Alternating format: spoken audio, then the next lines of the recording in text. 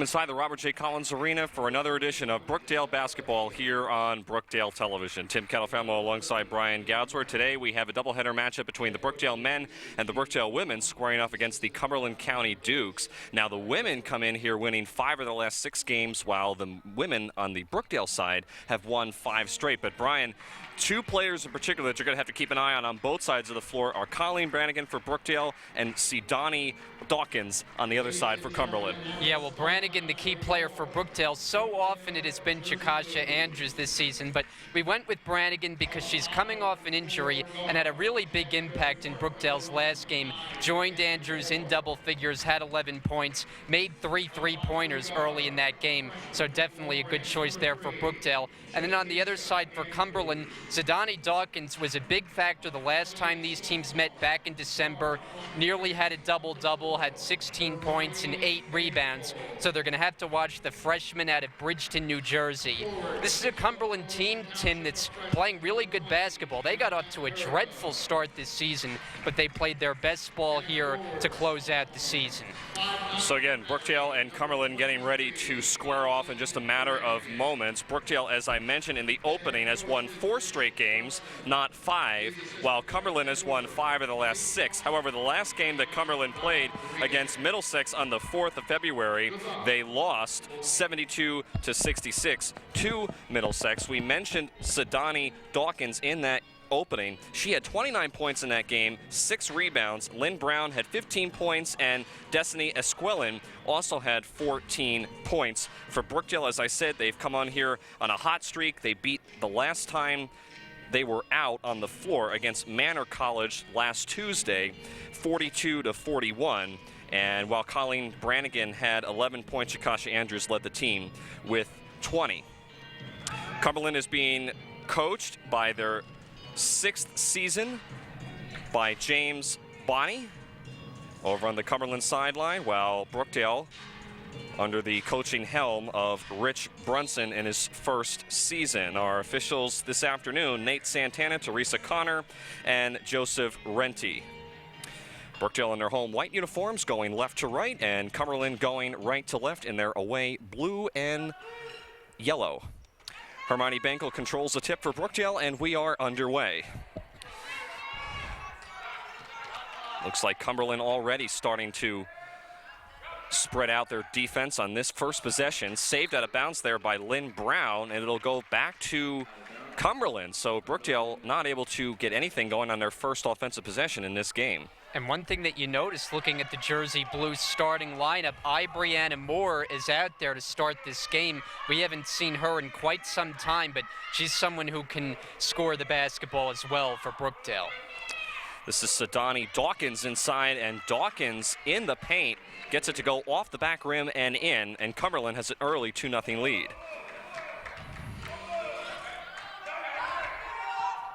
Chakasha Andrews kicks it into the corner for Colleen Brannigan.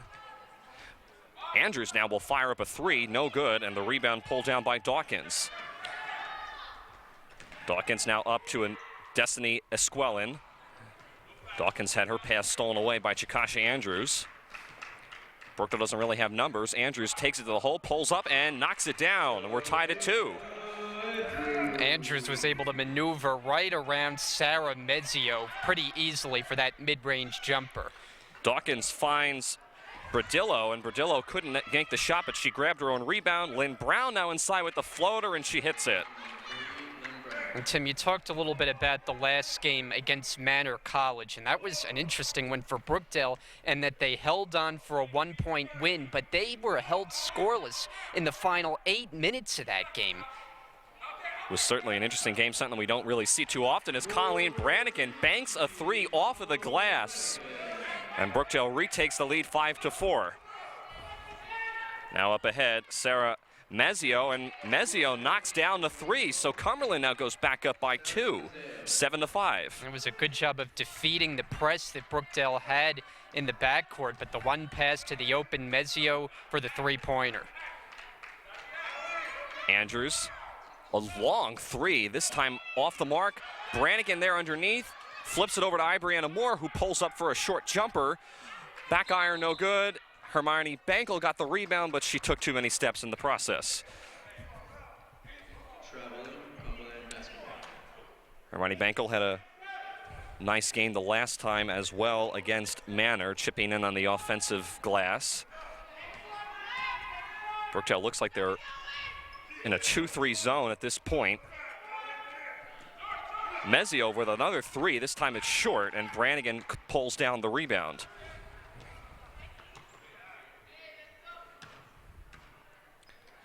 Now Brannigan at the top of the key, gets over to Gianna Errico. Corner shot from Ibriana Moore is no good, and it'll go back to Cumberland. And we know that's the biggest part of Moore's game, is getting the ball along the perimeter and taking the three-pointer. That is her spot on the floor. Comes up short in her first one. Esquelin almost had the ball stolen away. Lynn Brown gets it back. It was tipped. That's why it's not a backcourt violation. And now here comes Gianna Errico for the Brookdale Jersey Blues. Errico has to give it off to somebody as she picked up her dribble. Andrews now in the left arc. Coach Bonnie barking out instructions from the sidelines. Andrews inside, nice pass over to Brannigan, who lays it in with the right hand, excuse me. A nice decision by Andrews to give that off to Brannigan as the top two Brookdale scorers combine on that bucket. Brookdale now starting to put on some pressure. They force a turnover here. Andrews right at Brown, and it's an offensive foul on Chakasha Andrews. Yeah, it was Lynn Brown taking the hit that time for Cumberland to force the charge on Andrews. And Coach Bonnie is going to take a very quick timeout, so we'll keep it here, Brian. But really, we've seen a pretty interesting game. We talked about the last game against Manor, where there was only 42 points that Brookdale scored.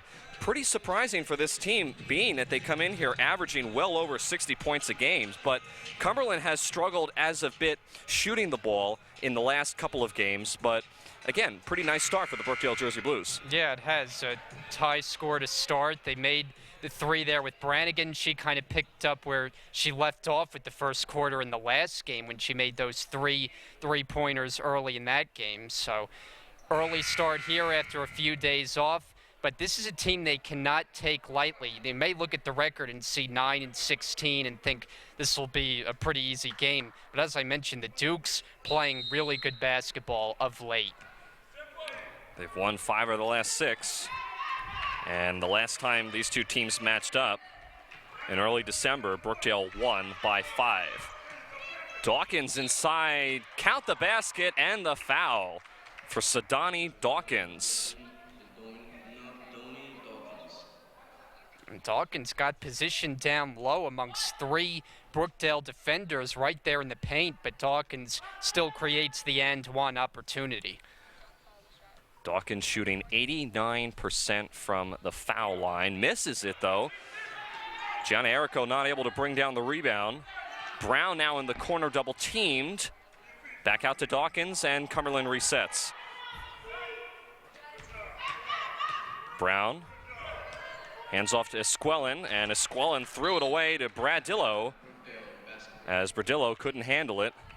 And it'll go back to Brookdale. Cumberland holding the lead now 9-7.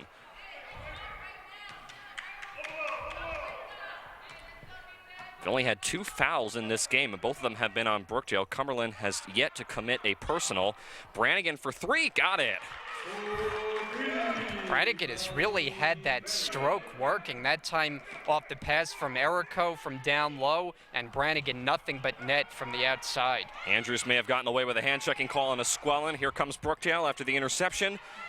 Andrews pulls up, knocks it down. A 5-point swing for Brookdale. They're back up by 3. And now nice job handling the press, but another interception taken away by, this time, Ibriana Moore. Moore now will pull the trigger on a 3, in and out, and that's Dawkins with the rebound. Dawkins cross-court pass to Mezio. Now Dawkins inside, she's fouled by Andrews. And you can see early on that Dawkins, our key player, is going to be a tough one to match up with. She has good size at 5'9". We know that's something Brookdale doesn't have a lot of on their roster. And early on, Dawkins has had a few opportunities down low.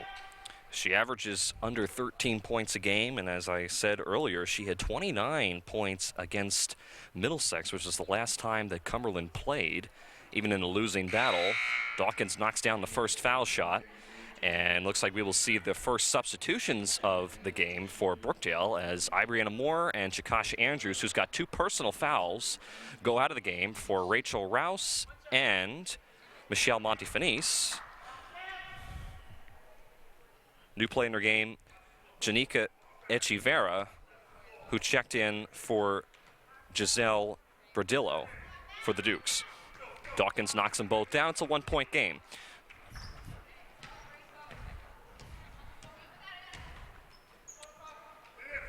Michelle Montefinis in the corner. Finds Gianna Errico. Errico turnaround shot. Good for Gianna Errico. So it's been a very different start than how the last game ended as far as offensive production for the Jersey Blues. A very good shooting start in this game. Brown threw it away to Dawkins, back to Brookdale.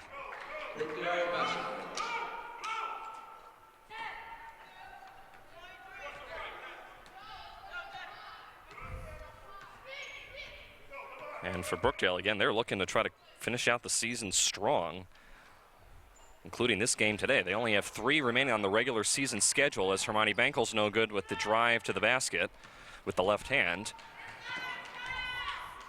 Brown kicks it over to Mazzio, and Mazzio almost had it stolen away. She got it back. Shot clock is now down to 18. Dawkins inside, rolls off the rim. Hermione Bankel brings down the rebound. Bankel now will pull up at the foul line. A high arcing shot, but she knocks it down for Hermione Bankel. Yeah, Bankel stopping and popping on that jumper on the fast break just from beyond the foul line and gets it to go. And now we have a collision at midcourt as Rachel Rouse and Hermione Bankel were all over Destiny Esquilin. It's going to be a foul on Bankel, her first personal and the 4th on Brookdale in this first quarter. Gianna Errico and Colleen Brannigan will come out as Talia Terrell and Jackie Lingo come in for Brookdale. And we talked about the last game that this is now back to a full roster for Brookdale here for the stretch run of the season. Echeverra at the top of the key, hands off to Dawkins. Now this is Esquilin. Back to Mazzio for a 3, and Mazzio has been on fire lately from behind the 3-point line. That's her second 3 of the game, and it's a 2-point lead for Brookdale. And that time she had the much smaller Montefinis defending and was able to knock it down right over Montefinis. Speaking of Michelle Montefinis, she lays it in at the other end with the left hand. 18-14 now, Brookdale in control. Mazzio, after knocking down that last 3, gives off to Brown. It's Esquilin. It's a 2 if it goes, and it does for Destiny Esquilin. I'm not sure Esquilin called bank on that shot, but she'll take it as it cuts the Brookdale lead to 2. Bankel had her pass taken away by Brown. And now Brookdale backs off and sets up their defense at the other end. Mazzio, another 3, and she knocks it home. And the Jersey Blues just aren't picking her up on the perimeter. She has been open on all of her attempts, and as you said, she's now made 3 early on. They have to make sure they get a hand in her face. Miscommunication there between Jackie Lingo and Montefinis. Here comes the other way. Esquilin with the right hand, blew the layup. Talia Terrell the rebound. And now Brookdale did have an opportunity to push it up the floor, but instead will slow it down and try to set up their offense with Montefinis dribbling. Bankel now goes right at Lynn with the right hand, no good. Terrell from the right elbow, way off the mark, and Dawkins tracks down the weak side rebound. 2 minutes left here in the first quarter. Cumberland clinging to a 1-point lead. Mazzio, another 3. This one almost went back in. Dawkins, though, right over Jackie Lingo and lays it in. This is now a 9-0 run for Cumberland as Brookdale once led by 6 just a couple of minutes ago, but they have seen that turn into a 3-point deficit. Montefinis over to Jackie Lingo. Now back to Hermione Bankel. And Bankel and Lynn come together on the low block. I think it's going to be a blocking foul on Lynn Brown. I think that's only the first personal foul for Cumberland in this game, as it's on Brown. Brianna Moore back in for Michelle Montefinis, who walks off. Moore now for three, too strong. Bankel tie up underneath with Brown, and it'll go back to Cumberland. Possession arrow was pointing their way. Coach Brunson shouting out from the sidelines that he wants his players to box out, which has been something that they have struggled with so far in this game. Yeah, you hear that a lot on the Brookdale sideline. Esquelin at center court. Gives off to Echeverra. Brown had an opportunity for a three, drives inside. Nice. With the floater, with the right hand. Yeah, it was a nice move by Brown. Starting on the perimeter, got the little pump fake and the runner to go in the lane. Coach Brunson there on the sidelines. In his first season, Bankel the other way. Talia Terrell got bumped underneath, and it's going to be a foul, and Terrell will go to the line for two. Coach Bonnie not happy about that. Foul is going to be on number 12, Sarah Mezio. Talia Terrell at the line, no good. Again, the second team foul on Cumberland.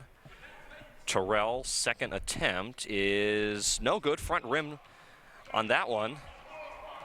Brookdale has struggled from the line this year, and Terrell cannot knock down either one. Lynn Brown the other way. I don't think there was any contact, but Brookdale definitely touched the ball last, so we'll stay here with Cumberland. And James Bonney on the Cumberland sideline, I think, was looking for a foul on that drive by Brown. 21 on the shot clock, 37 on the game clock for Cumberland. Dawkins lost it. Esquelin gets it back.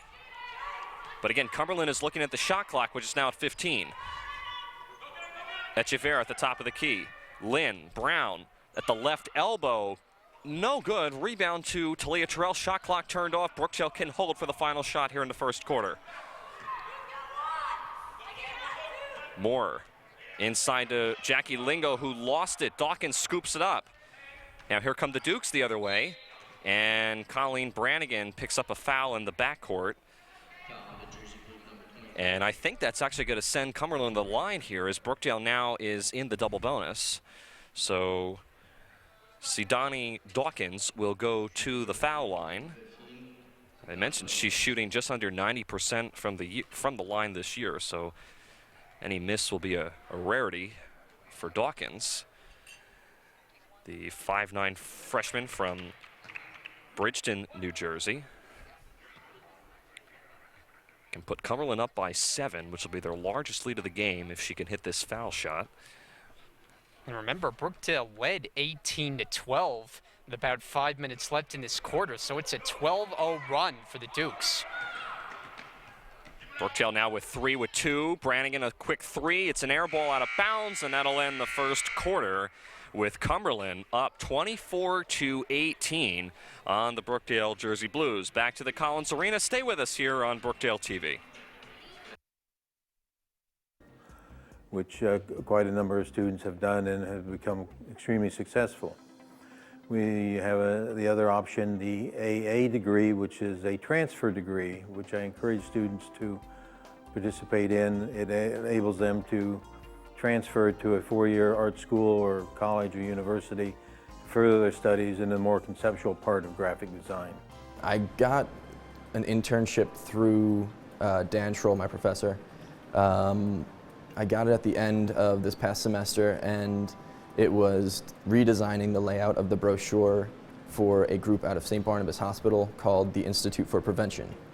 It's turning out to be amazing. I can't wait to see the finished printed product. So, on top of that, it's the first thing that I've done that'll be printed, that'll be distributed with my work on it, and I'm very excited because a lot of people, I don't know how many, but a lot of people will see that. So it'll be very exciting to know that my work is somewhere circulating around and everyone gets to see it. It's an exciting program. The opportunities are tremendous. Now is the time to really look at a career in a field like this because of the vast potential that it offers. And not just graphic design, but peripheral subjects like illustration, typography, printing. There's many different aspects of the field that are outside of what's called graphic. Back in Robert J. Collins Arena, Tim Catafamo alongside Brian Goudsworth, the rest of our entire BTV crew on this Saturday morning. Brookdale comes into this second quarter down by 6, a rarity here at home as the Jersey Blues have been almost unbeatable this season. And very rare that we see this team down by anywhere close to this amount of points so early on in the game. Moore finds Bankel inside along the baseline. Nice job snaking around Lynn Brown, but she's fouled, and she will go to the foul line for 2. So that's a second foul now on Brown, and again, fouls reset at the end of each quarter, so the first on Cumberland here in the second. So Hermione Bankel. Shot on the way, no good. 5'8" sophomore all the way from France. Has been a pretty consistent contributor for Brookdale. Averages just under 10 points a game. 1 out of 2 from the line for Hermione Bankel. And Brookdale's going to have to tighten up the defense because they allowed Mazzio to have a lot of open looks in that first quarter, and she burned them early in this game. Esquelin, the runner, good for Destiny Esquelin. Cumberland cannot miss in this game, and now they're up by 7. Andrews, nice pass to Gianna Errico, who lays it in. Yeah, that really was a beautiful move by Andrews. Drew the 2 defenders, gave it to Errico just at the perfect time for the easy layup. Now let's see if Brookdale can hold defensively here. Echeverra over to Esquelin. Finds Brown down low. Brown, nice strong to the basket. No good on the attempt. And now here comes Brookdale. Ibriana Moore. Out to Bankel in the corner. Andrews finds Errico at the foul line. It's an air ball out of bounds. Rare miss for Gianna. It'll stay here, though, as the officials say that Cumberland touched it last. Wow. Well, Mazzio is saying she never touched it, but I guess the officials say it grazed the hand. And I think you saw Coach Bonnie's reaction there on the sidelines. He is flabbergasted.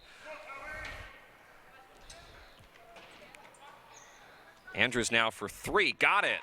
So the extra possession after that call, Brookdale's able to capitalize on, and now they're within 2 of the Dukes. And Andrews is a player who can shoot it from 3 anywhere on the court. She loves the top of the key, but also can knock him down from the corner like the last one. Esquelin double teamed. Dawkins finds Brown right on Errico. The layup rolls off the rim, no good. Has her own rebound, puts it back up and in for Lynn Brown, who has been playing very well from the low block position so far in this game for Cumberland. And that time Brown able to get her own rebound as Errico couldn't get it defensively, and it's a second chance basket for Cumberland. Andrews short on the 3, ball loose, scooped up by Esquelin. And now she will wait for her players to set up so they can run their offensive set. Dawkins drives to the basket, count the basket and the foul. Brookdale never was set on that defensive possession, and it costs the Blues as the foul is going to be on Ibriana Moore, her first personal and the team's first in the second quarter. And I think we made a good pick as far as our player to watch on the Dukes side, because Dawkins has really been tough to handle in this first half. Dawkins completes the 3-point play. It is now a 6-point lead for Brookdale. Lynn Brown comes out.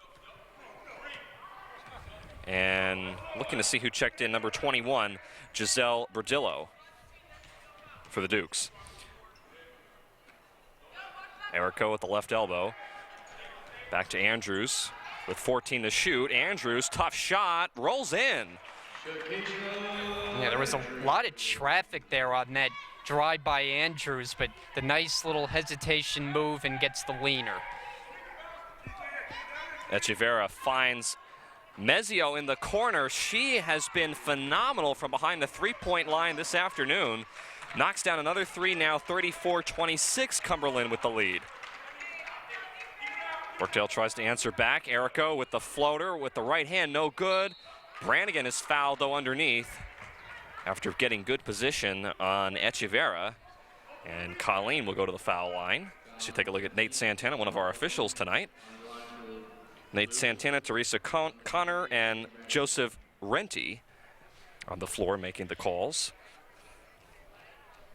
So Colleen Brannigan, we profiled her in the beginning as being one of the players to watch as she knocks down the first foul shot. One of those reasons, Brian, was because she's coming off of a high ankle sprain, missed a couple of games, and ever since she's been back, has really picked up her performance right where she left off. Yeah, she's been right in the middle of everything for Brookdale offensively, and it's very important because it gives Chakasha Andrews someone else who can shoulder some of the load offensively, and so Brannigan can really be a key contributor on that end. Dawkins lost it inside the paint. Andrews takes it away. Andrews now will go coast to coast and lay it in. Andrews isn't just a shooter. I mean, she has a complete offensive game. She can drive to the basket, initiate contact, and also finish like she just did on that last play. Esquelin goes around a screen. Echeverria finds Dawkins inside right on Errico. That's been the matchup all game long. Second chance opportunity for Dawkins. Now third chance, and she makes it count. And that matchup that you just referenced has been won by Dawkins, it seems like, every time in this first half. That time 3 chances and finally converts on the third. Cumberland continues to hold on to a 4 or 6 point lead on average in this second quarter for Brookdale, as Andrews is no good with that jumper. And Bradillo threw it away to Ibriana Moore, who goes hard to the basket, blew the layup. Brannigan wanted contact underneath, is not going to get that call, and it'll go back to Cumberland. And now Coach Bonney is going to take a quick timeout as we will step aside back to the Collins Arena here on Brookdale TV after this. I'm more than just a college student. I'm a marathon runner, a volunteer, and a philanthropist. I'm an employee. I'm a future master's degree holder. I believe the path to a better world is paved with a million small steps. Thanks to Brookdale, I'm already halfway there. My name is Killian Mormon, and I came to Brookdale to explore my passions. I never imagined I'd have the flexibility to pursue them all.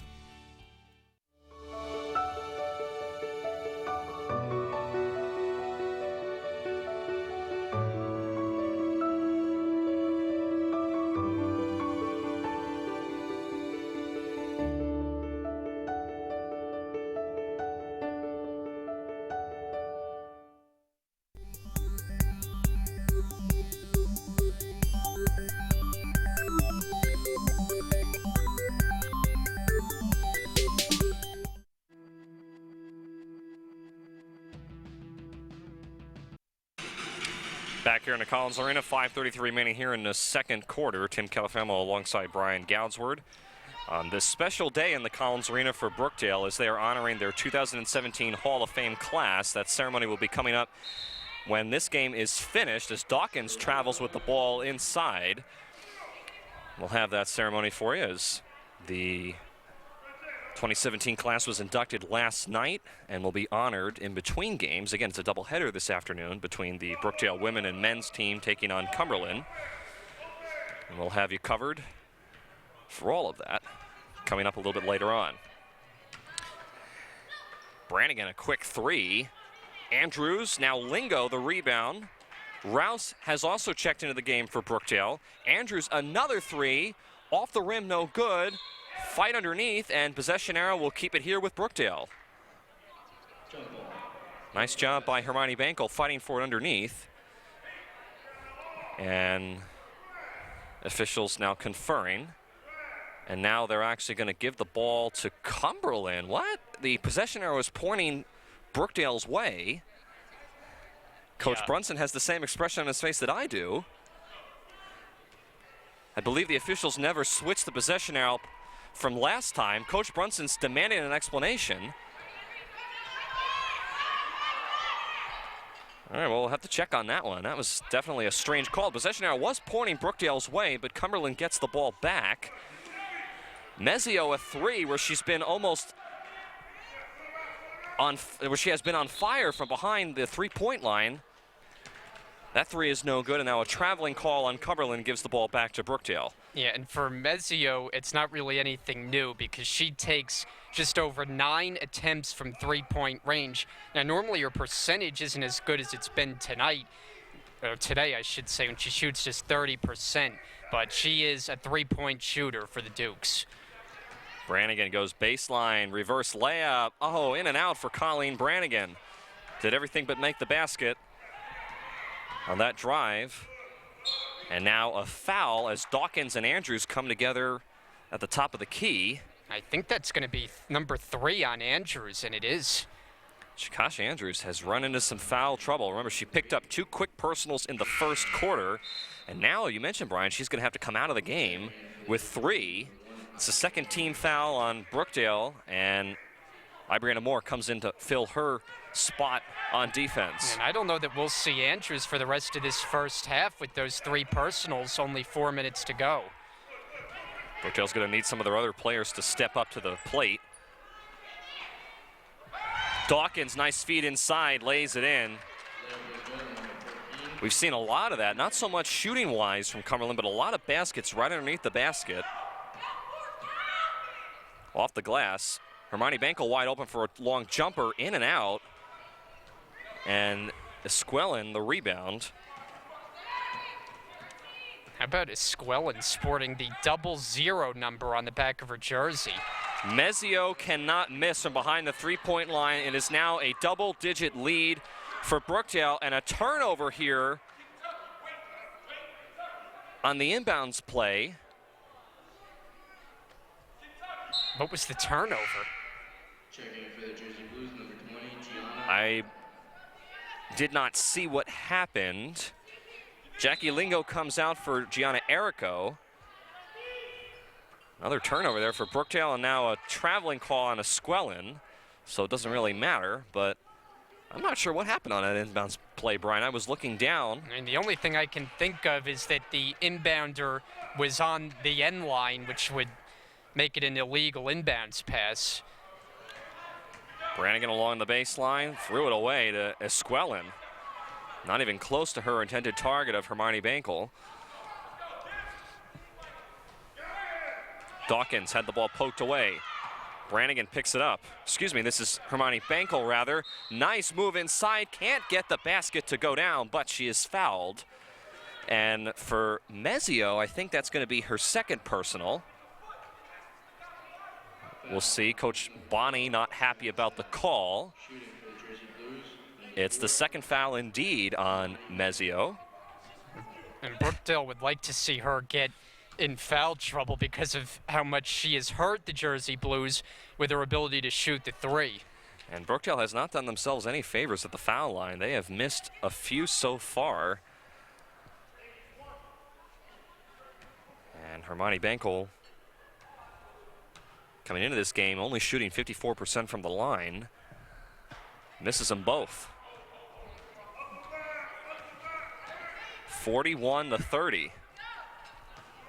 Brookdale struggling to get into a rhythm here. Esquelin the other way, missed the runner in the lane.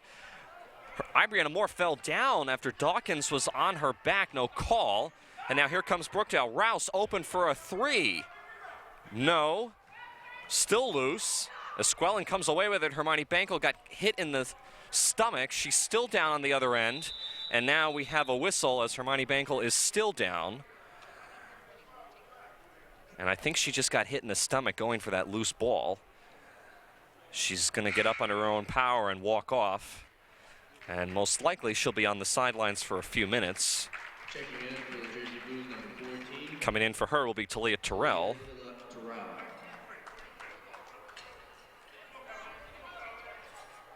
41-30. Just a brief timeout here just to get Hermione Bankel off the floor. And it looks like she got either hit in the stomach or hit in the face. It appears to be her upper stomach area. And that can sting, particularly if when you go to breathe in, that area can hurt. Ball back in play. Dawkins with the runner inside underneath the basket in the paint is no good. Moore now the other way, goes right around Mazzio and lays it in for Brianna Moore, trying to get something going here for Brookdale as we're under 2 minutes to play in the first half. Echeverra over to Esquellen at the top of the key. Brookdale has remained in a zone defense, and Esquellen threw it away. Back to Brookdale. And a timeout here by Coach Brunson. It'll be a 30-second timeout, so we'll keep it here. And we remind you that, again, coming up in between games is the Brookdale Hall of Fame induction presentation. The Hall of Fame was inducted last night in the Sheridan Hotel in Eatontown, New Jersey. Athletic Director Sean Noel is on hand, as well as all the inductees and their families scattered around the Collins Arena this afternoon. And there'll be a ceremony coming up in between the men's and the women's game this afternoon here on Brookdale TV. So Brian, so far I don't think we expected to see this, particularly Brookdale down by this margin this late into the first half. And especially after the start they got off to, they led at one point 18-12. It seemed like the offense was running smoothly. They were making their shots, but then Cumberland was able to go on a big run late stages in that first quarter, and they have led most of the way since. Brannigan, it's an air ball underneath. Errico fighting for the rebound, got the basket and the foul as Dawkins and Hurt came together underneath. Dawkins arguing the call underneath the basket. And it'll be the second on Dawkins. And they'll send Gianna Errico to the foul line to try to complete the three-point play. Trying to get something going here for Brookdale. Rolls off the rim, no good. Talia Terrell, though, tracks down the rebound. Errico through her hands. Moore picks it up. Now Brannigan open for a three, no good. And Echeverra comes away with the weak side rebound. Brookdale had two different opportunities there, couldn't make them count. Mazzio into Echeverra, blocked away by Errico. Dawkins almost went up and down with it. Bradillo now over to Lynn Brown for a three, front rim no good, and the rebound to Brianna Moore. A minute left here in the first half. Rouse right in front of the Cumberland bench. Over to Errico at the left elbow. She'll back it out to Brannigan for a three, no good. Errico the rebound, back out to Talia Terrell. Back to Errico on the low block. Right at Dawkins, nowhere to go, threw it away to Brown. This is some sloppy basketball in this first half for Brookdale. Brown to Dawkins. Runner inside, no good. Tipped away, last touched by Dawkins, so it'll go back to Brookdale. And the Cumberland game plan has been shooting the three with Mazzio and then working right down low near the basket, especially with Sidani Dawkins. Those have been the two players they have had the most difficult with defending in this first half. Shot clock is turned off. Brookdale can hold for the final shot if they choose to. And I would assume they'd want to go into the locker room coming off of a basket. Down by 7 currently. Rouse with 10. Over to Brianna Moore in the corner. Moore bumped on the perimeter by Mazzio. And I think that's the third foul on Mazzio. And for Cumberland, one of their best players so far from behind a three-point line, is now starting to run into some foul trouble. Her third. Cumberland is now in the double bonus. And at the line, Brianna Moore for 2 shots. So Brianna Moore, the 5'4" sophomore from Asbury Park, New Jersey, rims out on the first one. This has been an area that Brookdale has struggled with foul shooting. They've missed a handful, as I've said a few times so far in this first half. More second attempt, good. 1 out of 2 from the line. Brown running up the floor with 4, bumped by Brannigan, and a senseless foul there by Brannigan. With 3 seconds left here in the second quarter. It'll be the second on Brannigan. Brookdale does have a foul, 2 more fouls to give here, so it's not going to hurt them from the line. But for Brannigan, that is her second personal, and she comes out of the game. Brown will inbound with Moore guarding her.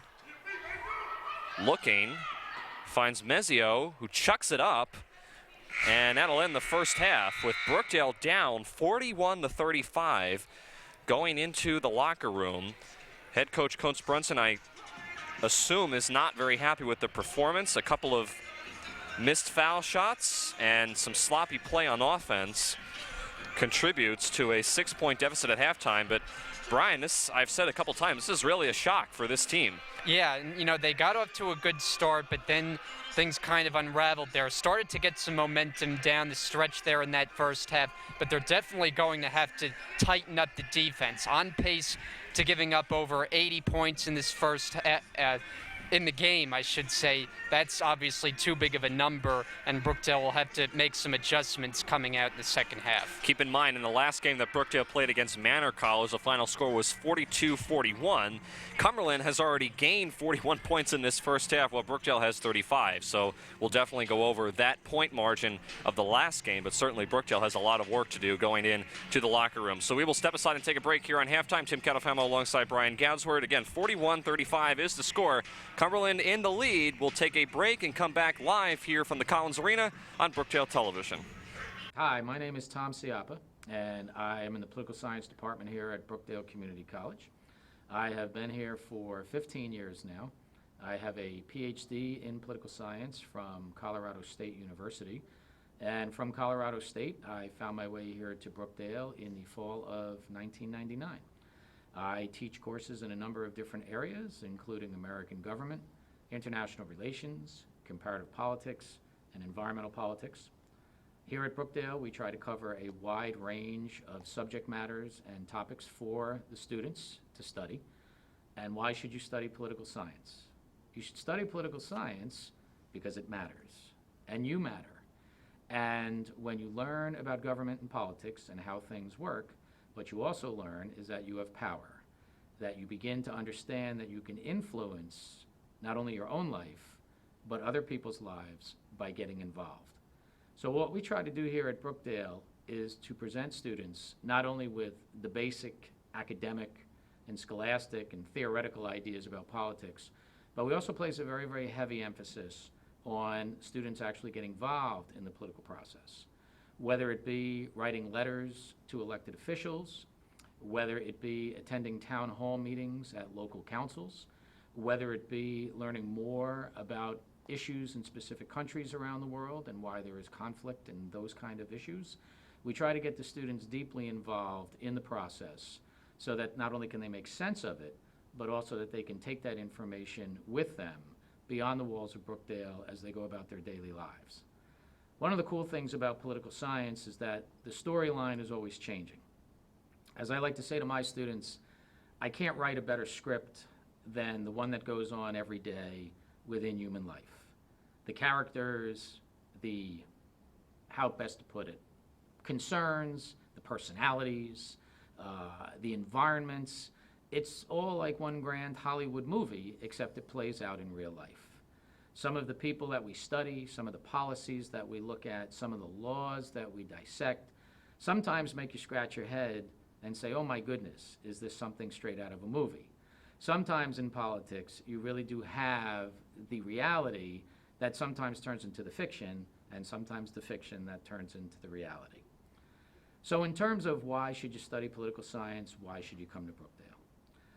The reason you should come to Brookdale is because we have a department that has a wonderful faculty-to-student ratio. We have a wonderful, wonderful staff, not only in terms of full-time staff, but we have a number of adjunct faculty that have been with us for many, many years. These adjunct faculty have been actively involved in government at all levels, whether they be former mayors of various towns, whether they be folks that actually work for the state of New Jersey in various bureaucratic settings, whether they be individuals that have served in the executive branch of the New Jersey governor's office. One of our individuals used to be a press secretary for a governor. We have a long-standing adjunct staff here that is second to none. We pride ourselves on that, and we are grateful, I should say, for all that they do for us. So why should you come here? You should come here because politics does matter. It has a great impact on your life. And I guarantee that as you learn more about the political system, you'll understand not only that it matters, but also studying politics is a heck of a lot of fun.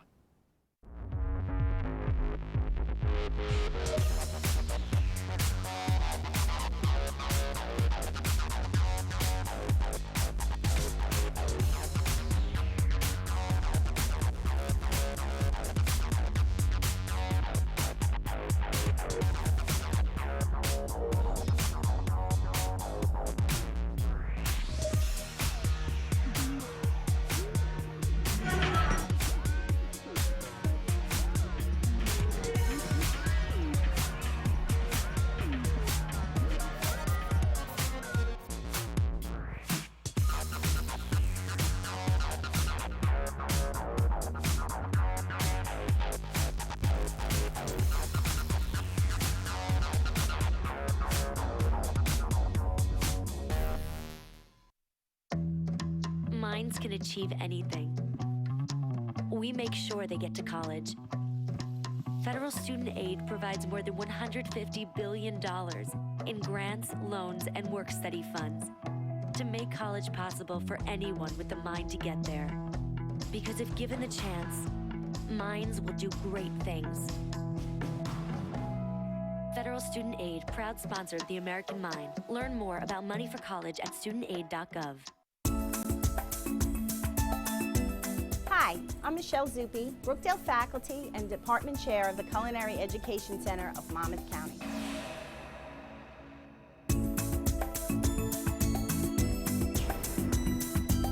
The Culinary Education Center of Monmouth County is a collaboration between Brookdale Community College and the Monmouth County Vocational School District. We are conveniently located in Asbury Park, next to Asbury Park High School. Brookdale's culinary students receive excellent training and preparation for a career in the restaurant and hospitality industry. Many of Brookdale's culinary graduates are successful chefs right here in the local area.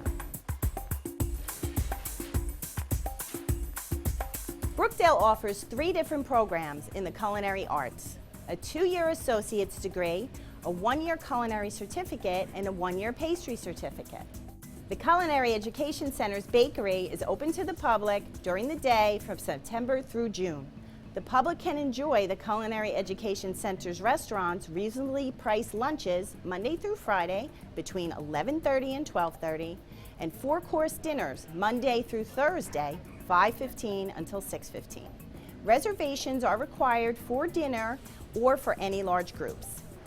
Come and experience the Culinary Education Center of Monmouth County and watch the culinary students prepare your meal under the direction of the center staff of amazing chefs.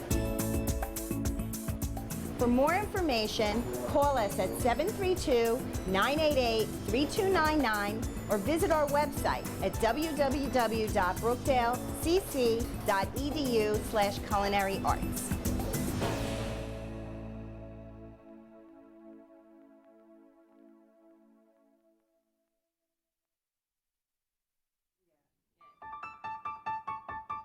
Enter the growing field of healthcare. It is projected that more than 56,000 jobs will be added through 2018, according to New Jersey Department of Labor and Workforce Development. Brookdale's healthcare training programs provide you with the necessary skills to be successful in this expanding field of healthcare.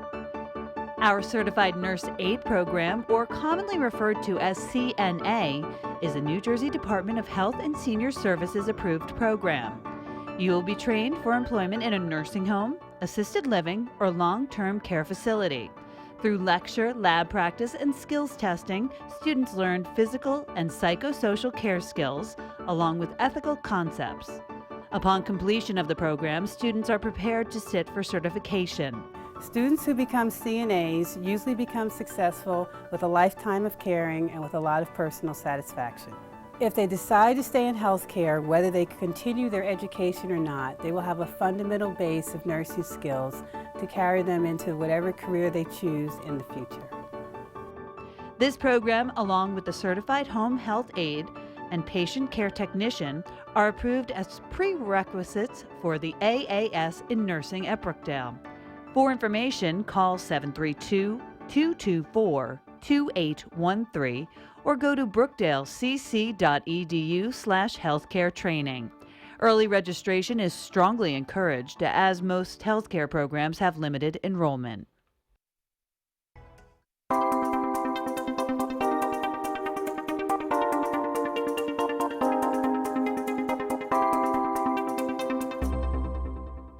I'm Dan Schroll, Professor of Graphic Design at Brookdale Community College.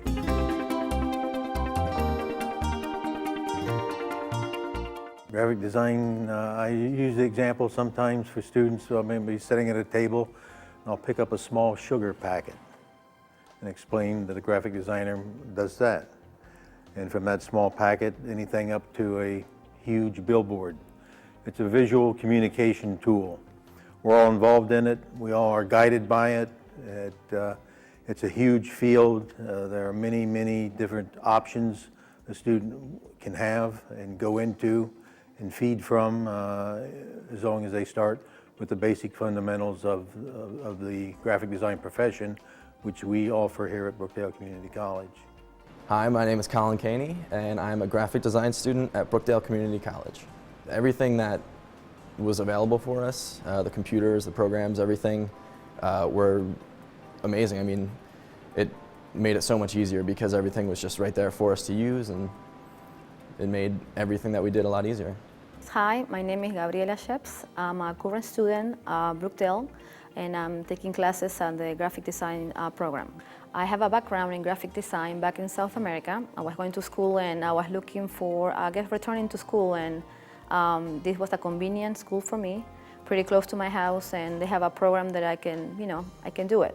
We have two options in the graphic design program. We have an AAS degree, which leads to a terminal degree that puts the student right into the industry after graduating from Brookdale, which quite a number of students have done and have become extremely successful. We have the other option, the AA degree, which is a transfer degree, which I encourage students to participate in. It enables them to transfer to a four-year art school or college or university to further their studies in the more conceptual part of graphic design. I got an internship through Dan Schroll, my professor. I got it at the end of this past semester, and it was redesigning the layout of the brochure for a group out of St. Barnabas Hospital called the Institute for Prevention.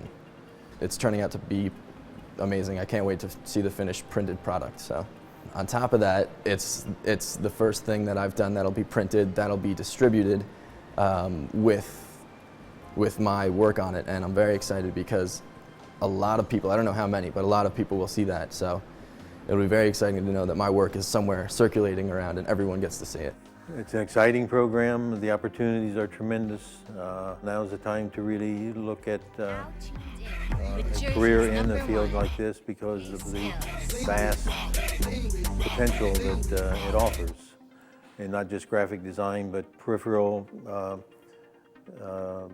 subjects like illustration, typography, printing, many different aspects of the field that are outside of what's called graphic design, but is a very strong part of doing this as a career. Hi, my name is Claudia Chera. I'm a graphic design student and photography major in Brookdale Community College. I have a lot of freelance work coming in because of my graphic design teacher. He was really great on always promoting me and giving me, people that I can call and they gave me work.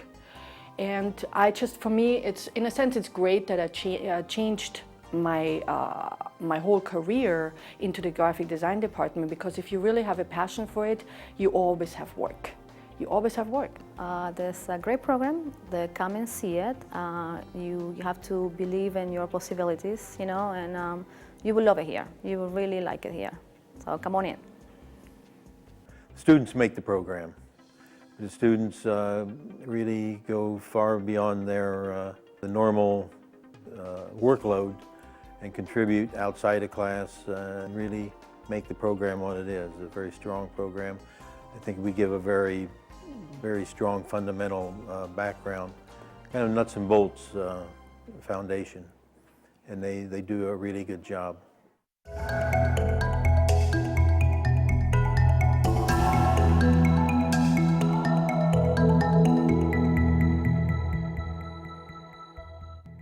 Hi, I'm Ed O'Neill. I'm head of the architecture program at Brookdale Community College.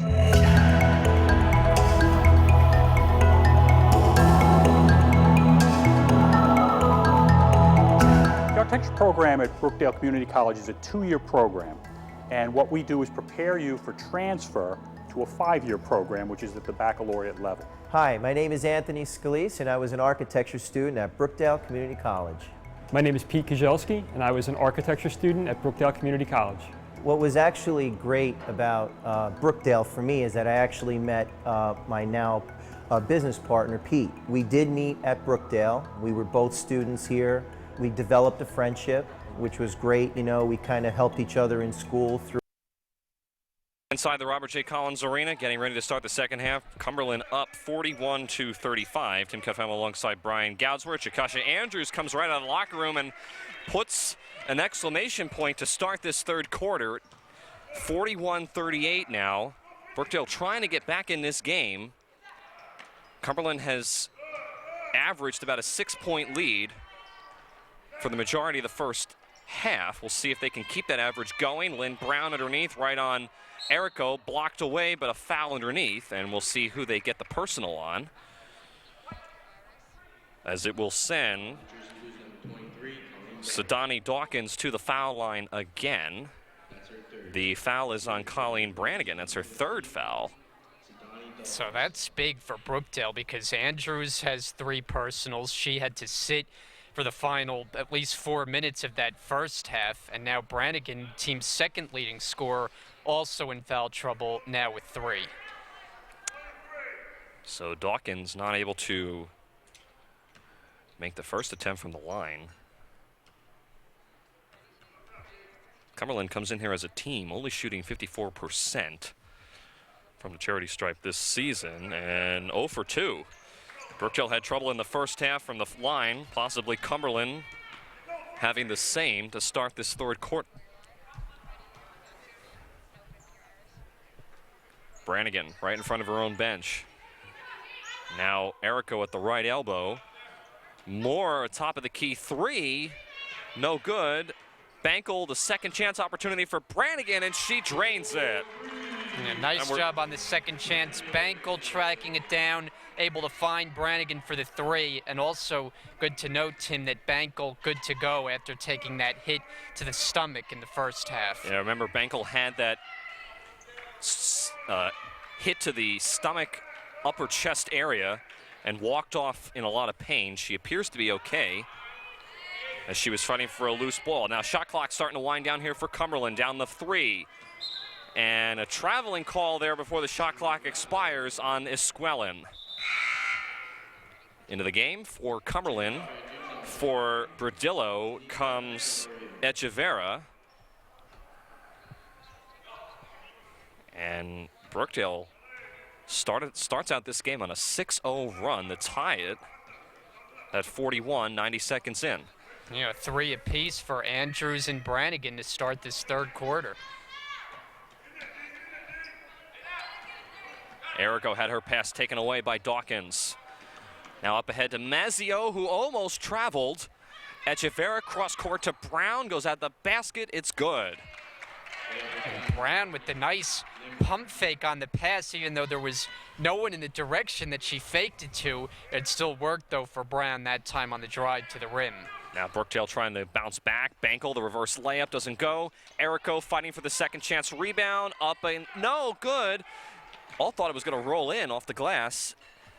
Two opportunities underneath the basket, and Brookdale cannot finish. Moore strips it away. Ball loose.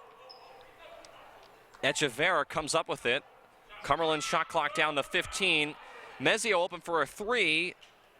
And Erico able to secure the rebound from Lynn Brown.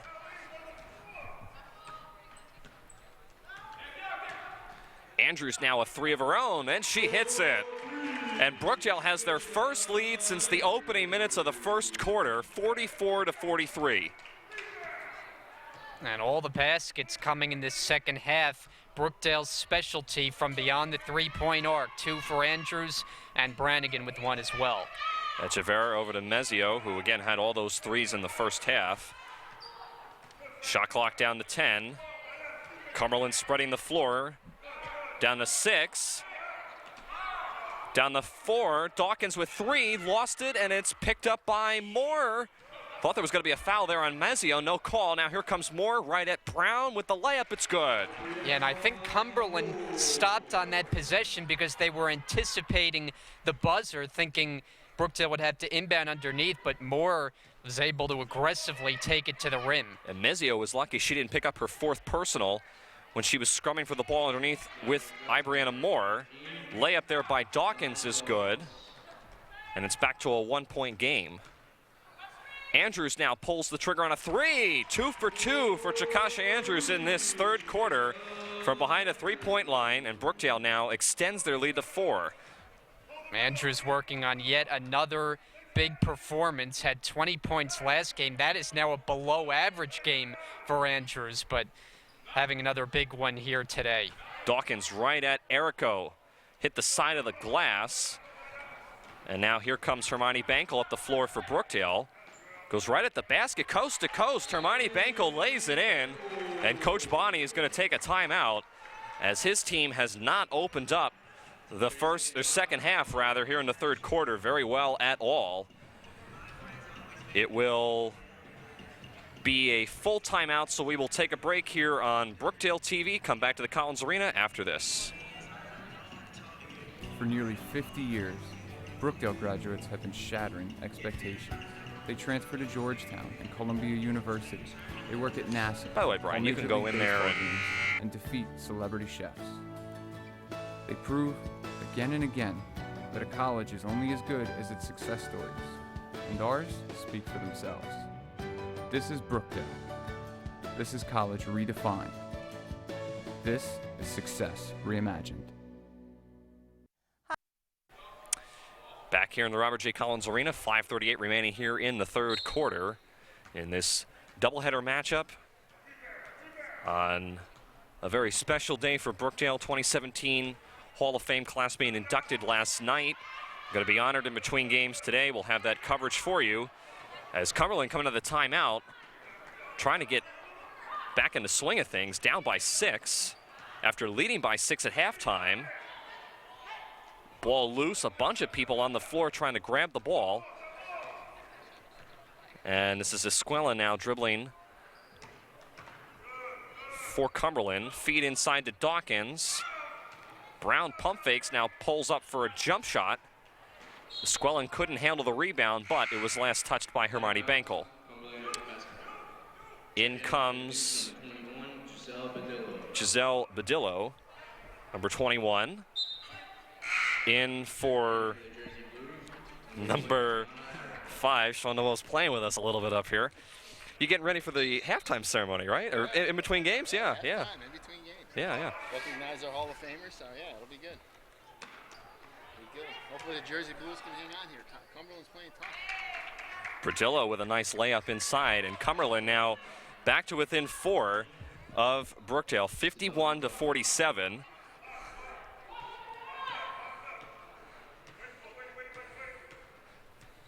Andrews over to Colleen Brannigan, now back to Ibrianna Moore.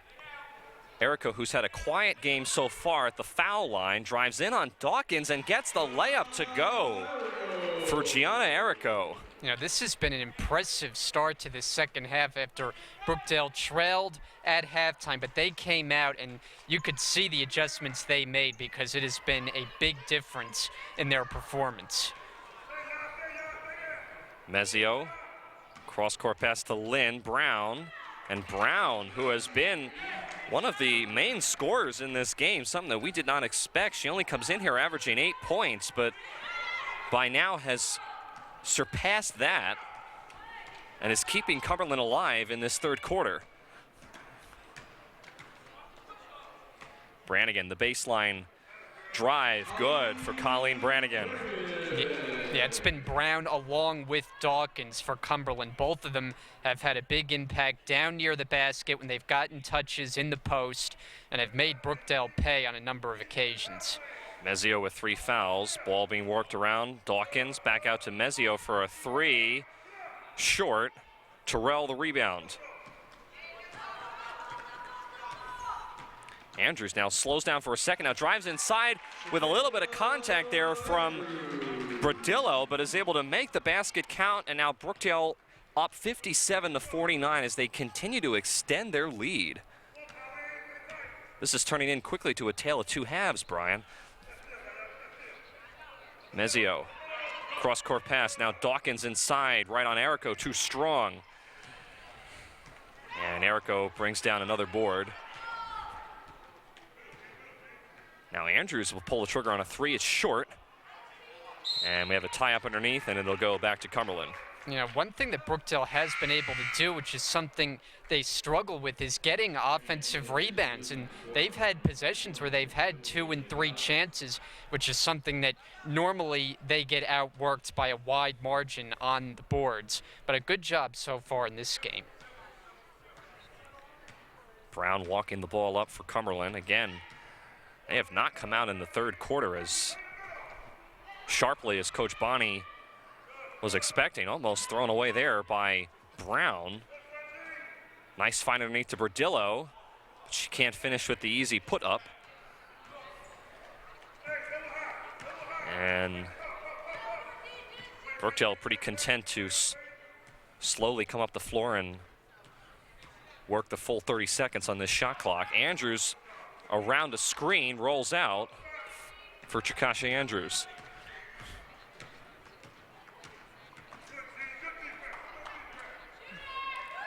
Mezio now, another 3 where she was hot in the first half. She picks it back up again, and now, surprised Brookdale has still not been able to close out on her. It's a 5-point game. Yeah, and you notice the thing that's in common with most of her attempts is they have been open, not a defender in her face, no one to contest the shot, and she's working on a big game. Speaking of nobody closing out, nobody picked up Chikasha Andrews as she effortlessly picked her way through the defense and lays it in to give the Blues a 7-point lead. Mezio again for 3, got it. Nobody closing out on Mezio. Yep. She's 2 for 2, and Cumberland's starting to get back into this game. And that time the contest came too late from Rachel Rouse, and Mezio is just really on fire. Rouse now in the corner. Shot clock at 15. Rouse for 3, in and out. Brown lost it, but she's tripped up and fouled in the backcourt. That'll be the second team foul on Brookdale. And it will be the first on Talia Terrell. And Cumberland has not committed a personal foul in this quarter. I mean, they have basically given Brookdale no opportunities at the free throw line all game long. Under a minute to play here in the third. Shot clock down to 15 for the Dukes. Ball moved around, now too much passing as Chikasha Andrews comes away with it and lays it in. Andrews was able to feel the contact from behind on Lynn Brown, but able to coast right to the rim for the easy layup. We have seen a lot of layups on both sides in this game. Probably more than usual than we have seen this season. Lots of drives to the baskets and lots of putbacks on rebounds. As you see there, Dawkins right underneath the basket. Another bucket for her, and that'll end the third quarter with the score 61-57 as Brookdale able to come out of the halftime break down by 6. They lead now by 4, 61-57. Let's take a look at this last replay. Watch this. This is Dawkins underneath the basket to give Cumberland their 57th point and bring them to within 4 of Brookdale. 10 minutes left in this one. Back for the fourth quarter here on Brookdale TV after this. Hi, I'm Dr. Kelly Khan. I am the program director here for the Radiologic Technology program, and I'm a faculty in the Public Health program. I have worked in healthcare for over 30 years, and I've been teaching 26 years. 19 years has been here at Brookdale. I have loved every moment that I've been here at Brookdale. It is a great learning environment. In addition to teaching, I'm very active on campus. I am a club advisor for the Radiologic Technology program and a club called Student. Back here in the Robert J. Collins Arena, Tim Calafemo alongside Brian Goudsward. 61-57 is the score. Brookdale in control. What a turnaround from the first half performance for the Jersey Blues. Cumberland, though, not going away. They are still in this game. And I have a feeling this is going to go down to the wire here in the Collins Arena for the first game of our doubleheader this afternoon. Bankel almost tripped up, keeps her drive alive, but stalls once she got inside the paint. Now this is Brown with a drive of her own. The floater off the back rim, no good. And Brianna Moore is pushed underneath after grabbing the rebound. I think they're going to get Brown with the personal here. And it'll be the third on Brown and the first on Cumberland here in the fourth. And they went the entire third quarter without picking up a single team foul, so not the same story in this quarter. 30 seconds in, they're on the board foul-wise. Andrews over to Bankel. 12 to shoot for Hermione. Nice drive inside. Not able to convert. And now Dawkins over to Mezio. This time Andrews closes out on her, but still did not matter. Mezio has been on fire from behind the three-point line. Unofficial, I believe that's her 6th three of the game. I was going to say 6-2. I mean, it's probably about 6 of 10. Errico could not finish underneath with the putback as it was taken away by Cumberland. Mezio again. This time almost bounced in for Mezio. If that one went in, I think we should have left the building. 61-60. That would have been just a crazy bounce. Almost went in, too, for Mezio, and she barely set her feet on that shot. Bankel from the foul line, nothing but net. So Bankel unfazed after taking that shot to the stomach area in the first half. Been a contributor here to Brookdale's strong second half. Mezio threw it away to Brianna Moore. One-on-one with Echeverra, blew the layup. There was a little bit of contact on both sides coming down, and now Moore, a frustration foul here on Echeverra. I was just going to say the same thing. Frustrated after not converting on that fast break opportunity and picks up an unnecessary foul. See this last foul there by Moore. It's her second and the first on the team.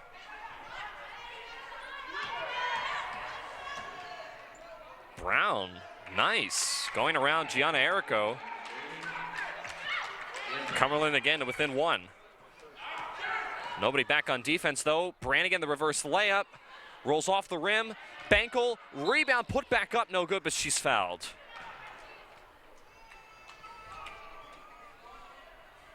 Foul I definitely think rebounding has been something that Brookdale struggled with in the first half, and they have definitely picked up their performance in the second here so far. And I believe the number the last time these teams played was 40-11 on the rebounds in favor of Cumberland. So that was obviously a game where Brookdale got clobbered in that department, but a much better job here in their second meeting. Hermione knocks down the first foul shot. There is Coach Chizak on the sidelines. So the men's game will start a little bit later than usual as a result of the ceremony in between games. Yes, the game will start at approximately, call it 2:15, depending on when we're done here. But it'll be immediately following the ceremony. Brown with a nice move underneath to go around Erico, but she couldn't finish. 7 minutes to go.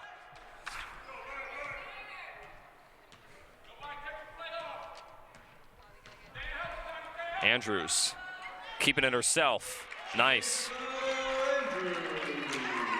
It's just a good aggressive move by Andrews, getting right around the defender, and all the way to the rim she goes for the bucket. Mezio now in the corner. She's been lethal from behind the three-point line. Another one on the way. This time it's short. Erico the rebound. Andrews, up ahead to Bankel, and Bankel could not handle that pass. That was coming in really fast, and Hermione just couldn't quite handle it. That was a fastball that Andrews attempted there, and Bankel just unable to handle it. Had she been able to, probably would have been an easy basket for Brookdale. Dawkins back to Brown. Brodillo lost it right into Colleen Brannigan's hands, and Brannigan rips it away. But it'll stay here with Cumberland with 29 on the shot clock. Officials now are going to confer. Let's take a look while they are conferring on the replay here. This last opportunity. Watch this. See, Brannigan gets the ball, and then it's when the officials called the tie-up. So now the shot clock, I mentioned it was at 29, it's now down to 16 for Cumberland. Brown inbounding, finds Dawkins, makes room for herself, but not able to get the basket to go. Third chance opportunity for Dawkins, no good. Fourth rebound in a row, and now there will be a foul on the floor. We'll see who it's on. It'll be on Rachel Rouse, the first personal on Rouse. Dawkins just relentless under the basket, just would not be denied, but here they are. They had 4 chances, and Brookdale keeps Cumberland off the board. Dawkins comes in here averaging 6 rebounds a game. She's, I think, surpassed that and has gone into double figures in that category so far in this game, as she's been almost every time down the floor getting rebounds. Andrews falls down but is able to lay it in. Coach Brunson wanted a and one called. Bankel pokes it away, goes right to the basket and lays it in. This has been a great stretch of basketball for Brookdale, a game that's kind of been a seesaw affair. Brookdale got off to the good start, then it was Cumberland who took control, but here in the second half, it has been Brookdale dominating. Echeverria lost her footing, other way. Andrews, the left-hand layup is good, and a timeout by Coach Bonney, as this has not been the second half that he was expecting. Down by now 11, 73-62. We'll take a break and come back to the Collins Arena after this. Hi, my name is Michelle Montepanisi. I went to Monmouth Regional High School, and I am a point guard. Hello, I'm Gianna, and I'm from Ocean Township High School, and I'm the center. What a half. Hi, my name is Jackie Lingo. I went to Manasquan High School, and I play forward. Hi, I'm Chakesha Andrews. I went to Lumber's High School. I'm a point guard. Hi, my name is Hermione Bunkel, but everybody calls me Frenchie. I'm from France, and I'm a guard. Hi, I'm Cheyenne Lyons. I'm from Keensburg High School, and I am a point guard. Hi, my name is Colleen Brannigan. I'm from Mattawan High School, and I'm a shooting guard. I'm Rachel Rouse. I went to Academy Charter High School, and I'm a shooting guard. We are Brookdale's women's basketball. Go Jersey Blues! Back here in the Robert J. Collins Arena, Tim Catalfamo alongside Brian Goudsward. Brookdale will come out of that timeout with Chikasha Andrews, Rachel Rouse, Jackie Lingo, Colleen Brannigan, and Talia Terrell. On the bench is Ibriana Moore, Michelle Montefinis, and Gianna Erico. Speaking of Erico, she has a bunch of friends of her grandmother's actually watching this game live on Brookdale TV at the Pine Senior Center in Tinton Falls. And she told me before the game that she wanted to shout them out, so there you go. She's got her own cheering section, and she has played, I would say, average, not necessarily one of her better games, but this has been a tough one for Brookdale. On the bench currently, Rouse for 3, no good, and now Esquelin up the floor, blocked away by Andrews. Andrews, the do-it-all player offensively for Brookdale, but she actually had 3 blocked shots in the last game as well, and that time getting back in transition for the denial. Esquelin. Now this is Lynn Brown open for a 3. And the weak side rebound to Andrews. It's just unbelievable the difference between first half and second half for both teams. I mean, early on watching this Cumberland team, you're like, is this team really 9-16? They were just playing so well. But in the second half, Brookdale has taken complete control. And now I think we're going to get a moving screen on Jackie Lingo. So another turnover there. It'll be the first personal on Lingo. And the third on the team here in the fourth. Got 4 minutes to play. Again, the men's team coming up immediately following the 2017 Brookdale Hall of Fame ceremony in between. Mezio a 3. I don't think there's anything more to say. She has been unbelievable in this game. From behind the three-point line. Unofficially 7 threes. Yeah, she has to be working on a season high in that department, averaging 3 makes on the season, but as we've talked about, well above that pace today. And now another offensive foul on Jackie Lingo as she was called as she was setting a screen. She's going to stay in the game. Rachel Rouse is going to come out. Let's take a quick look at this. Well, that's Coach Bonnie. We'll take a look at that when we get a chance. Ball back in play. Brookdale in a 2-3 zone, and now an offensive foul going the other way, this time for Cumberland on Sarah Mezio, who we just talked about. And that's, I believe, Mezio's 4th foul, and it is one of their leading scorers in this game. And she's 1 away from fouling out. That time, the foul occurs away from the ball, so I couldn't really see what happened, but it's a big call against the Dukes. Erico, the nice handoff to Andrews. Andrews has her drive stall out. Brown to Esquelin. Nice with the floater. Brookdale's got to be careful now. They've seen the lead dwindle now to 6 points. It was once double figures. Andrews lost it. Dawkins picks it up, and now here comes Cumberland. 3-on-3 the other way. Mezio finds Brown over to Dawkins, and Esquelin saved it from going out of bounds. Brown with 14 to shoot. Threw it at the feet of Dawkins. Dawkins on the floor.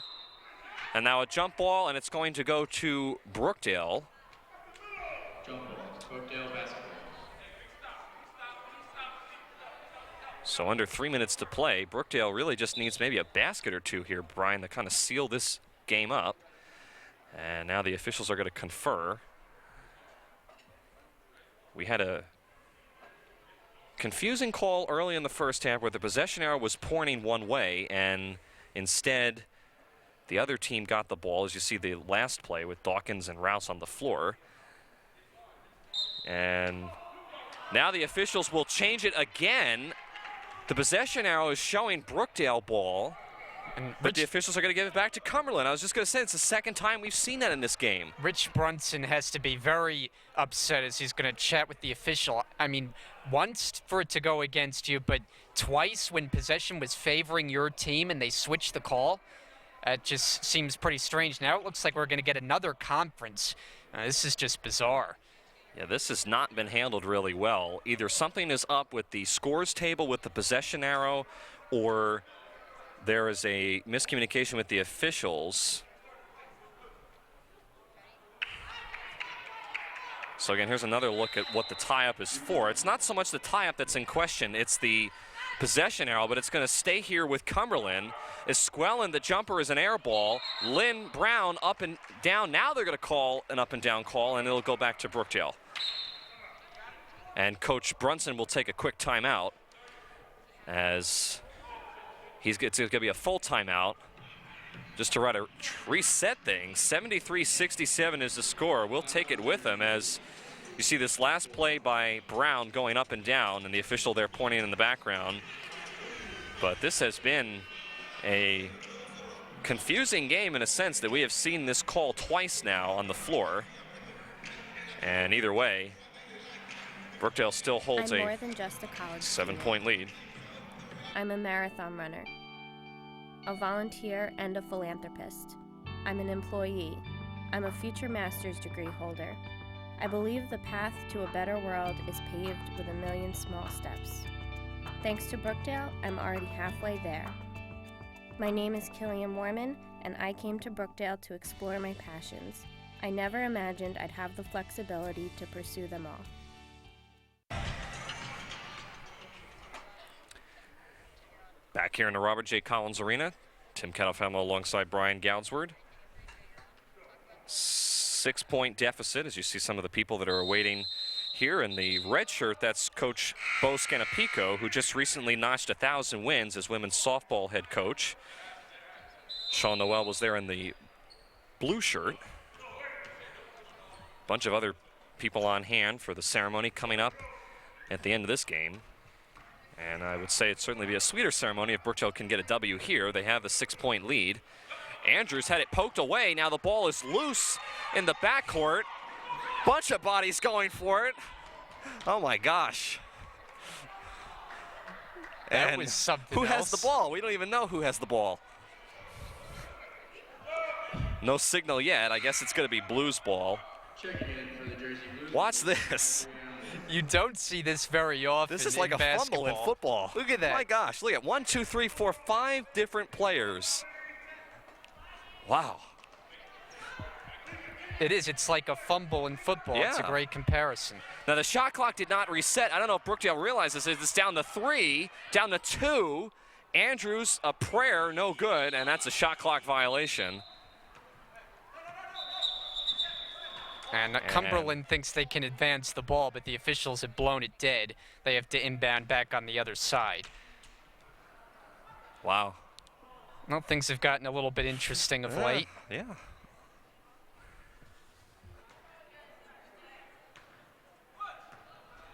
Everybody was going for that ball.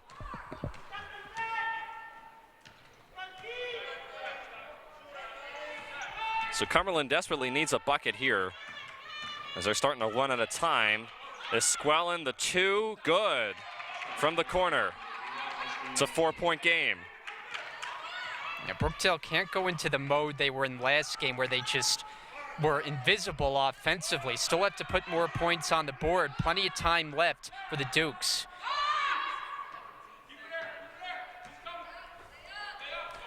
Brannigan over to Moore at the top of the key. Finds Erico. Shot clock winding down to 5. Andrews. Gonna go back to Cumberland. And especially in this kind of situation, make sure that Brookdale closes out on Sarah Medzio, because every time she gets the ball, she is looking to release it from 3. This is Medzio with the ball now with 4 personals. Brown finds Dawkins. Dawkins is fouled. It'll be a 2-shot foul. I thought Andrews may have gotten all ball there, but She did go over the back on Dawkins. And that is her fourth, so that's worth mentioning as well. But I think a good foul that time by Andrews, because we've seen Dawkins finish so often when she's gotten the ball down low, struggles at the free throw line, so make her earn it here with her team down 4.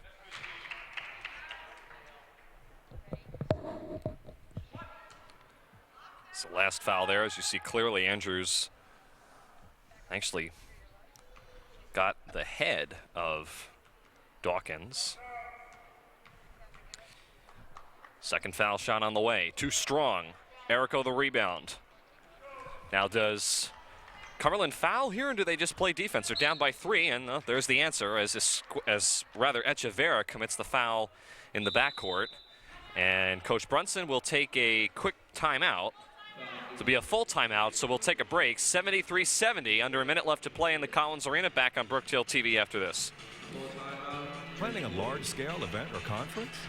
Consider Brookdale Community College and its versatile Collins Arena. The Collins Arena is the premier venue for all kinds of corporate and community events. Live concerts and celebrity happenings, trade shows and expositions, sporting events and tournaments. The Collins Arena has countless layout options to meet your needs. Bring your next event to life at the Collins Arena at Brookdale Community College. Go to brookdalecc.edu/events and start planning your next event now.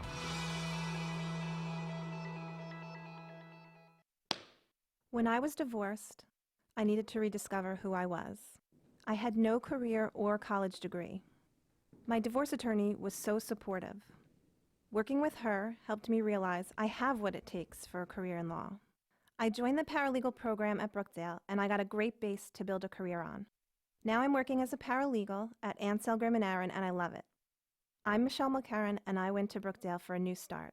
I never imagined I would find my calling. Back here in the Robert J. Collins Arena, 49.8 seconds left in this doubleheader matchup as Brookdale Television presents the Brookdale Jersey Blues men's and women's teams. Take it on Cumberland this afternoon. Just about ready to close this one out. However, this game is not over yet. Brookdale inbounding the ball after Coach Brunson took a full timeout. Brannigan gonna have to burn another timeout as there was nobody there to inbound the ball to. Coach Brunson not happy with a couple things, so we'll keep it here. It'll just be a quick 30-second timeout, as that was really just to save Brookdale from turning the ball over. But Cumberland's still in this game, Brian. This is not over yet. No question, and Brookdale has to be careful because they did not close the last game out strong and were only able to squeak away with a 1-point win, back-to-back tight games here at the Collins Arena. Couple of the Cumberland Dukes pointing at our cameraman downstairs. They will be on the floor momentarily. Again, we still have the ceremony in between, and now Sean Noel got to come over and kind of get him back to the locker room.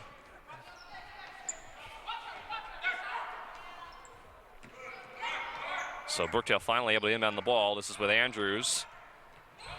Guarded very tightly by Esquelin. Coach Brunson wanted a foul there. Bankel lost it. Ball loose. Who touched it last? It is Cumberland ball. Well, they chose not to foul, and it winds up paying off for Cumberland because Brookdale could get nothing going. The ball stayed nowhere near the basket, and it's a turnover. The shot clock and the game clock are practically identical. Cumberland, will they hold for the final shot here? They got to go quickly. Down by 3, Brown at the foul line, jumper short. Brown, her own rebound, puts it up, no good. And now we have a foul as that's Brown going down to the floor hard. And it's a foul on Cumberland. Gianna Errico still on the floor. And Gianna Errico is still down. Trying to figure out who the foul is on. I think it's going to be on Echeverra, her second, as Errico's still on the floor, and she's going to gingerly get up. Let's see what happens here. She's already on the floor at that point, but we're looking to see who the foul is on. Again, you see there Echeverra commit it. She actually hit her teammate Brown in the face. And it appears to be a left ankle injury for Gianna Errico. She's being worked on by the training staff. Pete Fusco there. Now, I guess the foul was called on Cumberland, which I thought it was against the Jersey Blues, but that's huge. Foul is on Cumberland. It's on Echeverra. That's her second. And if Colleen Brannigan can knock down both of these, pretty much put the game away with 10 seconds left.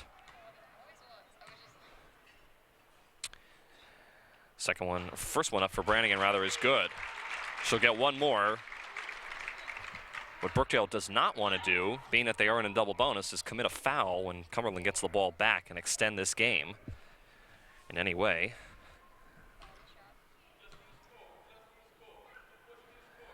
Brannigan's second one, good. 5-point lead.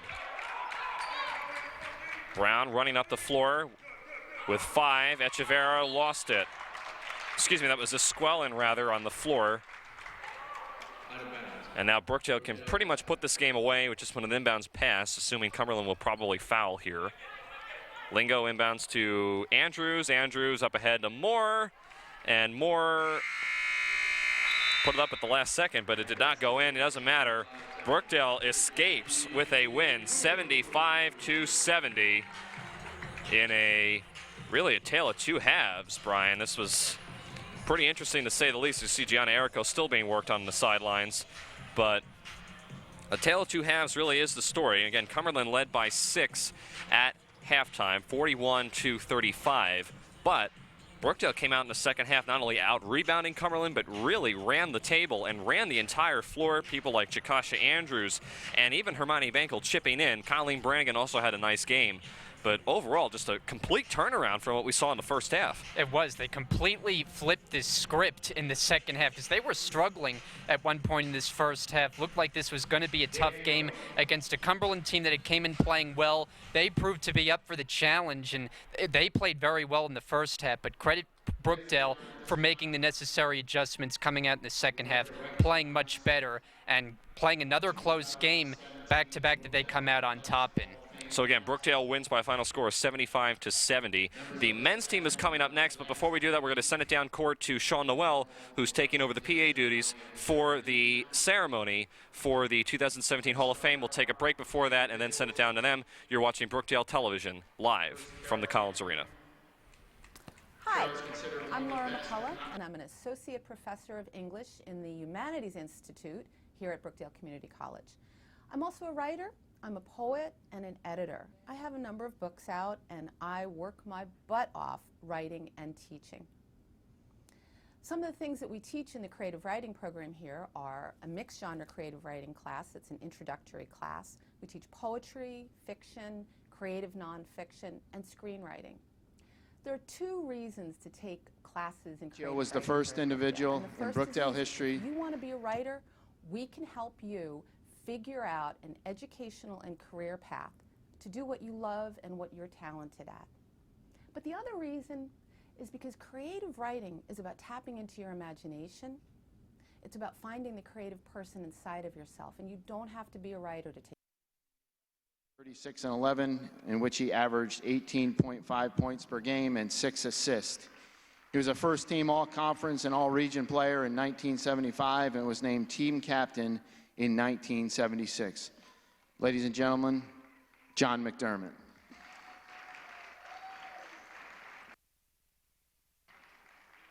Peter Peltz. Peter Peltz cannot be here today. He was a baseball and men's basketball player from 1974 to 1976. He was a teammate of inductee John McDermott. He was a talented basketball player at his time at Brookdale, but Peter may be better known for his skills on the baseball diamond. Peltz was drafted by the Montreal Expos following his freshman season in 1975. He went on to play at Clemson University and was again drafted in 1978 by the Cleveland Indians, who signed him later that year. Our next individual, Mike Toomey, 1972 to 1974. At a time when Brookdale Athletics program was just getting off the ground, Mike Toomey made a name for himself and the program as a multi-sport athlete. He was a member of the cross-country team, men's basketball team, baseball team, men's tennis team, and the wrestling team. He's a decorated veteran of the U.S. Army, and Toomey currently serves as a fitness professor at Brookdale. Ladies and gentlemen, Mike Toomey.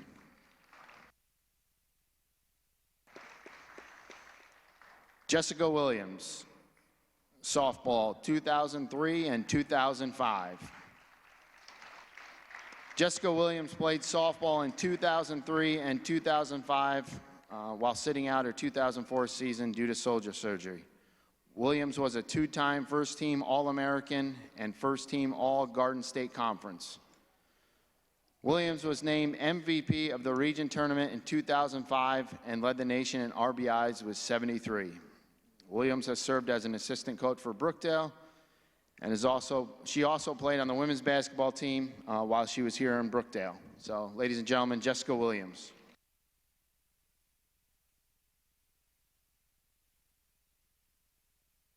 We'll now go to our coaches that were inducted last night. Our first coach, Rich Karpinski, men's tennis coach, 1989 to present. Rich Karpinski has served as the men's tennis coach at Brookdale since 1989. He is currently the winningest coach in Brookdale men's tennis history with 198 victories. A standout player for Raritan High School, Coach K played for the Brookdale Jersey Blues in 1978 and 1979, winning 2 regional double titles and being named first team All-Region and All-GSAC both years. Now in his 28th season as coach, Karpinski has coached more than 80 regional champions, 17 national champions, and 43 All-Americans. His teams went undefeated for 5 consecutive seasons when he won region titles from 2000 to 2004. He received the Herschel Stevens Coaching Award in 2013 and was inducted to Raritan High School Hall of Fame in 2004. Ladies and gentlemen, Rich Karpinski.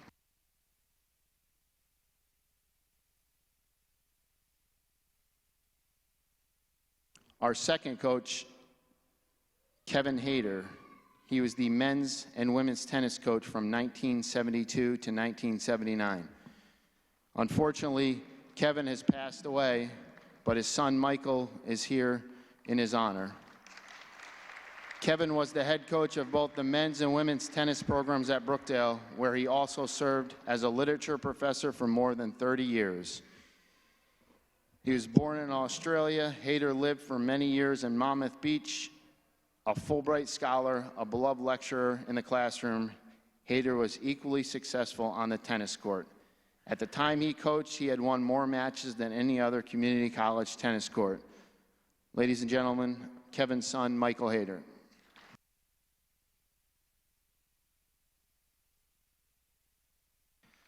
We will now move on to our administrator that was inducted last night, Mr. Jim Palumbo. He was the Dean of Enrollment Development and Student Affairs from 1982 through 2011.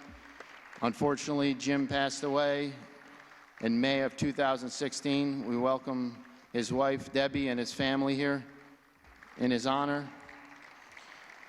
Throughout Jim's nearly 30-year career at Brookdale, Palumbo served as both interim Executive Vice President of Educational Services and Dean of Enrollment Development and Student Affairs. A native of Monmouth Beach, Palumbo worked at the college from 1982 until his retirement in 2011. He was widely admired as an outspoken voice and advocate for all students and was instrumental in his unwavering support for intercollegiate athletics. He was a former member of the Athletics Hall of Fame Selection Committee. Once again, ladies and gentlemen, Debbie, Palumbo, and Jim's family.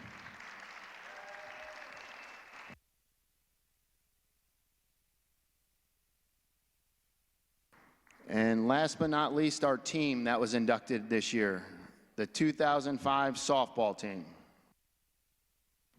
The Jersey Blues had their most successful season in their history. Brookdale captured their second national championship, winning the other at the time in 2002. They also won their 10th straight Region 19 championship. Brookdale started their historic season going 8-1 on the Southern Trip. Brookdale won the Region 19 championship in dominating fashion. Brookdale scored 34 runs in 3 games, including a 13-3 win over Sussex County Community College in the Region 19 championship on May 7th. Jessica Williams was selected MVP of the regional tournament. The Jersey Blues won 4 straight games in the national tournament, including a sparkling 3-0 victory over Broome Community College in the national championship game. The 49 victories, as you can see on the banner hanging behind us here, at that time was a school record. Lynn Olander was selected MVP in the Nationals, and Elise Papiani, Aaron Covell, and Allison Wienkowski were selected to the all-national tournament team. So we welcome the team members. I'm going to read through the roster. Tammy Averso Wood, Kara Camacho Hertzky, Nicole Carroll, Aaron Chow Covell, Leah Dakila Minnick, Sarah Flannery, Charisse Franda Maltese, Brianne Jacoby Regan, Lynn Lawson Olander, Sarah Matarese, Allison McKenna Wykowski, Christina Maudlin Morris, Amanda Moore Roberts, Elise Papiani, Stephanie Sprayberry Brady, Jessica Williams, Christina Udelson Cirillo. That is the roster. They were coached by head coach, a Hall of Famer himself, Bo Scanapico, and assistant coaches Sherry Kate, and a Hall of Famer, Jen Rosant. Ladies and gentlemen, your 2017 Brookdale Athletics Hall of Fame class. Congratulations to each and every one of you.